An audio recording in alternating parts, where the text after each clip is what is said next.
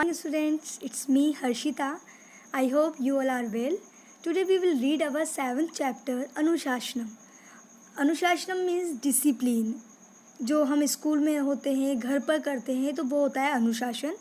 इस चैप्टर में संवाद है. संवाद का मतलब इस दो या दो से अधिक लोग आपस में जब बातचीत करते हैं तो वो होता है संवाद.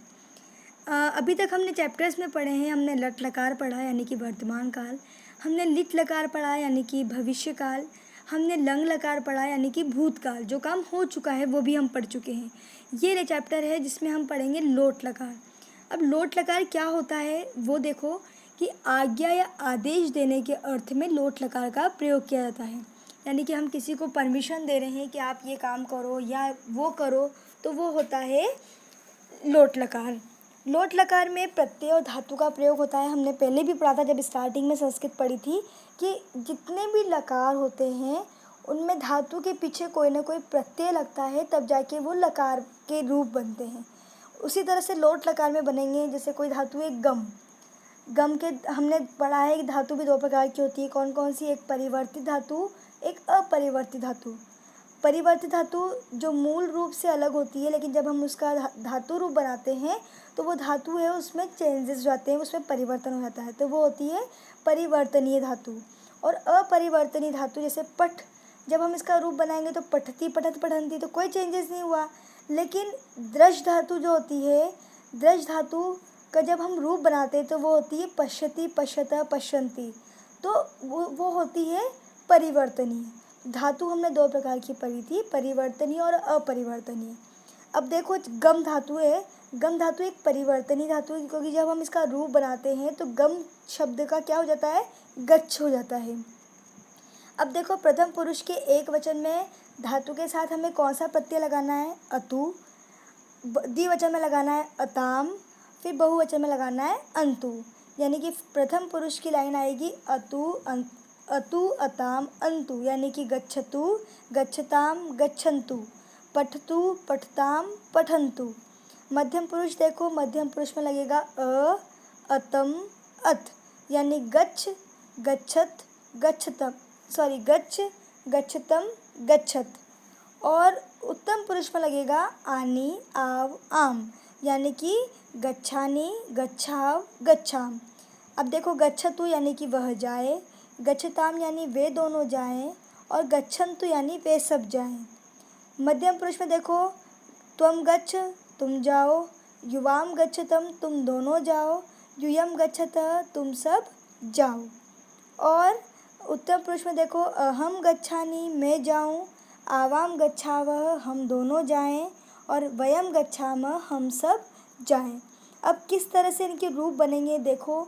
जैसे नम धातु दे रखी है, नम धातु का हमने बनाना है लोट लकार, तो हम बनेगा नमतु नमताम नमन्तु, नम नमतम नमत, नमानि नमाव नमाम. इसी तरह से हमें बहुत सारे धातु रूप दे रखे हैं कि इसके रूप कैसे बनेंगे.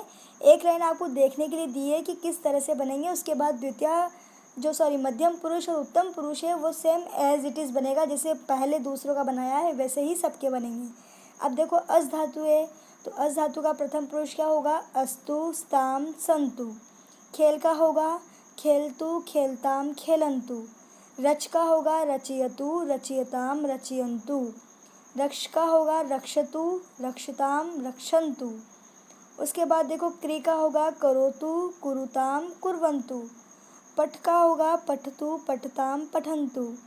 पच का होगा पचतु पचताम पचन्तु. यच्छ का होगा यच्छतु यच्छताम यच्छन्तु.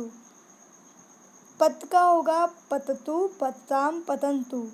और नी जो नए धातु चलेगी उसका होगा नयतु नयताम नयन्तु. अब धातु के उदाहरण देखिए. जैसे फर्स्ट है कि सह प्रातः उद्याने व्यायाम करोतु. सह यानी कि वह, प्रातः यानी कि सुबह, उद्याने उद्यान में, व्यायाम करोतु व्यायाम करता है, यानी कि वह सुबह उद्यान में क्या करता है? क्या करने जाए? व्यायाम करने जाए. तौ प्रातः उद्याने प्राणायाम कुरुताम. तुम दोनों को या वे दोनों प्रातः उद्यान में प्राणायाम करने जाएं. ते प्रातः उद्याने क्रीडाम कुर्वन्तु. वे सब प्रातः सुबह के समय उद्यान में खेला करें या खेलने जाएं। सा नृत्य तु वह नृत्य करे यानी कि उसको नृत्य करना चाहिए। त्रे नृत्यताम उन दोनों को नृत्य करना चाहिए। ताहा नृत्यंतु उन सबको नृत्य करना चाहिए। अब चैप्टर स्टार्ट होता है अनुशासनम। अब इस अनुशासन में कौन कौन बात कर रहे हैं? कक्षायाम शिक्षकः छात्रैः सह संवादम करोति। कक्षायाम यानी कक्षा में, शिक्षकः यानी शिक्षक, छात्रैः सह संवादम करोति छात्रों के साथ यानी बच्चों के साथ संवाद करता है, बातचीत करता है। शिक्षक है वो कक्षा में बच्चों के साथ वार्तालाप कर रहे हैं, बातचीत कर रहे हैं। शिक्षक कहते हैं भो छात्राः नमो नमः, अरे छात्रों, अरे बच्चों, नमो नमः, नमस्कार हो।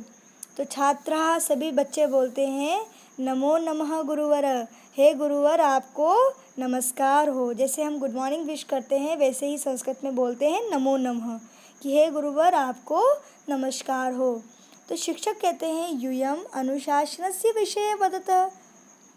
यूयम यानी तुम सब, अनुशासनस्य यानी अनुशासन के विषय में, वदत यानी कहो, तुम सब अनुशासन के विषय में बताओ। तो अक्षय बोलता है अहम किंचित जानामि, मैं कुछ जानता हूँ, परंतु भवान एव वदतु, लेकिन आप ही बताइए।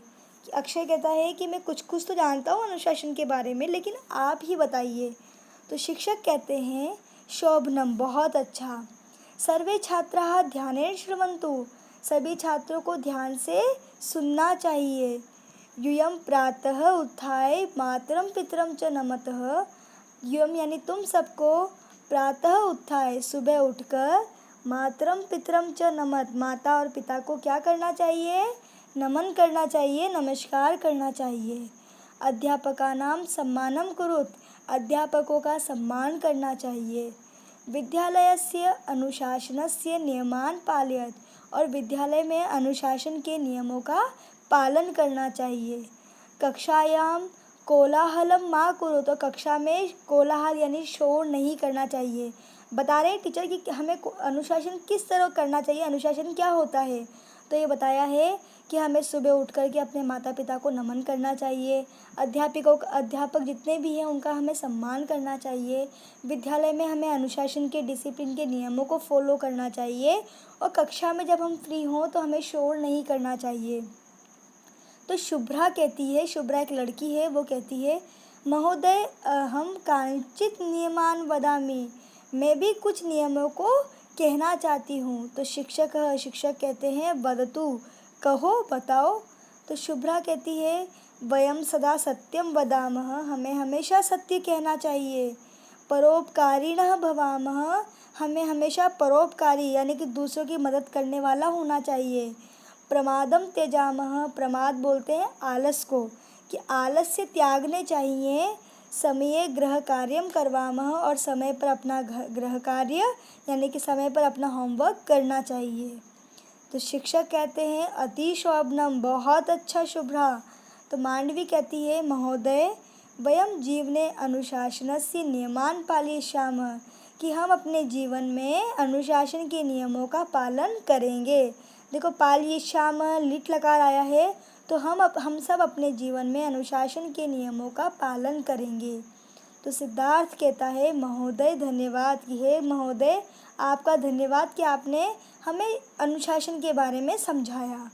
तो इस चैप्टर से, इस संवाद से हमें क्या सीख मिलती है कि अनुशासनम जीवनस्य आधारशिला, कि अनुशासन हमारे जीवन की आधारशिला है। अगर हम डिसिप्लिन का मतलब समझते हैं तो हम बहुत कुछ समझते हैं, अगर हम डिसिप्लिन नहीं समझते तो इसका मतलब हमें कुछ भी नहीं आता।